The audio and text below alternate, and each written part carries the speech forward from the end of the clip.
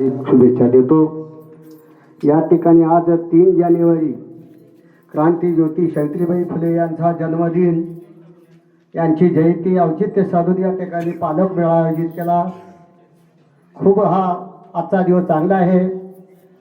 या ठिकाणी आजचे अध्यक्ष व शारदा माता शिक्षण प्रशासन मंडळाच्या सचिव माननीय श्री श्रीजी कांबळे साहेब, या संस्थेचे अध्यक्ष श्रीमती रंजिता कांबळे मॅडम, तसेच या ठिकाणी BRC इथून तज्ञ प्रमुख मार्गदर्शन करण्यासाठी आलेले आमचे मुंडे सर, तसेच या ठिकाणी आताच आपल्याला मार्गदर्शन बहुमोलाचे करून गेलेले असे आपले धनुरे सर, नावावाड सर, तसेच या डोंगरशेळकी गावाचे उपसरपंच, या डोंगरशेळी तांड्याचे नाईक गणपती बधू पवार, या तांड्याचे आमचे रणजित राठोड नाईक, तशाच प्रकारे या ठिकाणी या शाळेचे नेहमी सगळ्यामध्ये विसरून राहणारे, कोणतेच कार्यक्रम सोडून न करणारे असे आमचे हे शाळेचे मुख्याध्यापक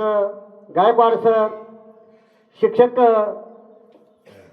वर्ग व या परिसरामधून आलेले आमचे सर्व पालक वृंद, विद्यार्थी मित्र बंधू भगिनींनो, आज या क्रांतीज्योती सावित्रीबाई फुले आज एक ज्ञानाची गंगा, क्रांती ज्योत, या शिक्षणामध्ये क्रांतीची ज्योत निर्माण करून या ठिकाणी स्त्रियांना मुक्ती बिन शिक्षणाचा एक मार्ग मोकळा करून दिला। या क्रांतीज्योती सावित्रीबाई फुले यांचा जन्म 3 जानेवारी 31 रोजी सातारा जिल्हा तालुका खंडाळा नायगाव या ठिकाणी झालेला आहे। तशाच प्रकारे यांचा विवाह महात्मा ज्योतिराव फुले यांच्याशी 1840 मध्ये झाला। सावित्रीबाई हे काय फार शिकलेल्या नव्हत्या, शिकलेल्या घराण्यांमध्ये व्यक्तिमत्व नव्हतं, परंतु त्यांना शिकवण्याचं काम महात्मा ज्योतिराव फुले यांनी केलं। पुढे चालून सावित्रीबाई फुले यांनी शिक्षिकेचा एक आदर्श शिक्षण घेऊन समाजामध्ये शिक्षणाची ज्ञानाची ज्योत खेचून आपल्या दारी आणण्याचं काम केलं, म्हणून आज त्यांची जयंती आपण साजरा करीत आहोत। ज्यावेळेस सावित्रीबाई फुले आणि महात्मा ज्योतिराव फुले यांचं लग्न झालं, त्यावेळेस सावित्रीबाई फुले यांचं वय केवळ 9 वर्ष होतं, महात्मा ज्योतिराव फुले यांचं वय 13 वर्ष होतं। मित्र, पहिले लहान वयातच लग्न करायचं, शिक्षणाचं गण नव्हतं, शिक्षणाचं थर नव्हतं, म्हणून काही कळायचं नव्हतं। लहान वयामध्ये लग्न झाले, एखाद्याचा नवरा मेले की त्याला सत्तीपर्यंत जावं लागत असतं, त्याच्याबरोबर त्याला अग्निकाठ देत होतं। हे सावित्रीबाई फुले क्रांतीज्योती सावित्रीबाई फुलेंना या सहन होत नव्हतं। हा सती जाण्याचा कायदा त्यांच्या मनामध्ये अहोरात्र तळमळत होतं। यांची सुटका केव्हा होईल? एक ब्राह्मण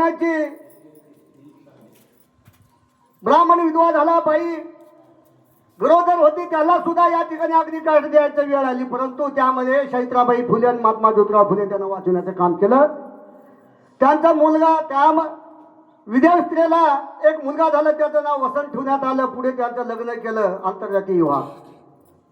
असं महान मोठे कार्य करत असताना 1977-78 मध्ये आपल्या देशामध्ये एक महान मोठा दुष्काळ पडला। त्या दुष्काळामध्ये अनाथ लेकरं, गोरगरीब अन्न म्हणून तडफड होते। त्या काळामध्ये सुद्धा सावित्रीबाई फुले यांनी रोज 2000 भाकरी आणि पिठलं हे वाढायचं काम केलं।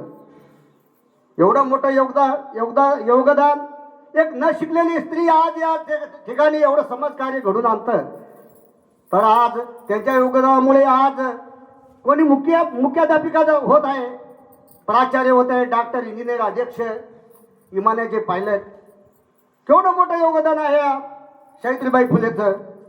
असं करत असताना मित्र हो, 1948 साली पुण्यामध्ये मुलीची पहिली शाळा काढली। प्रथमतः पहिले शाळा काढण्यात आली, त्यामध्ये 6 मुली शिकायला येत होत्या।